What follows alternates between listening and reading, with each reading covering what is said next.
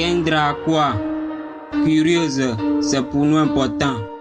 Intéressante, tu vas trouver. Hey, arrêtez ça, stop.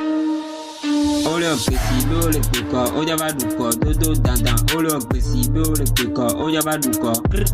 Ole ogbesibe ole peko, oja va duko, dodo dandan. Ole ogbesibe ole peko, oja va duko. Kendra moko sois le bien. Nico dibena yawa c'est moi je supprime ça.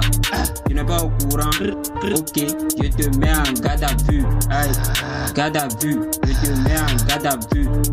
Obé les ma cancer vont te de le hotito.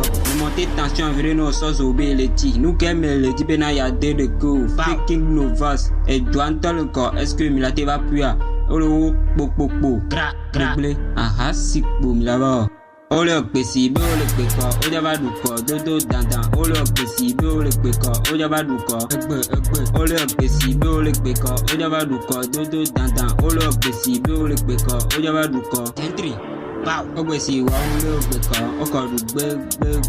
Ogbesi wa nle ogbeka, okodu gbe. Ogbesi wa nle ogbeka, okodu gbe. Ogbesi wa nle ogbeka, okodu gbe. Hey, je fais du mélange, y'a que du sale. Mes vrais fans d'ici m'apprécient. Je crée tout ça partie d'ici. Je mets le fardeau sur eux, ils peuvent pas supporter. Je grimpe toujours, fricag, béagbéré ne va ne m'a gagné. Je suis pas dans leur way, je suis pas leur baby. Ole ogbesibe ole peko, oja va duko, dodo dandan. Ole ogbesibe ole peko, oja va duko. Ole ogbesibe ole peko, oja va duko, dodo dandan. Ole ogbesibe ole peko, oja va duko. Ogbesi wa mbe ogbeka, okodu gbe. Ogbesi wa mbe ogbeka, okodu gbe. Ogbesi wa mbe ogbeka, okodu gbe.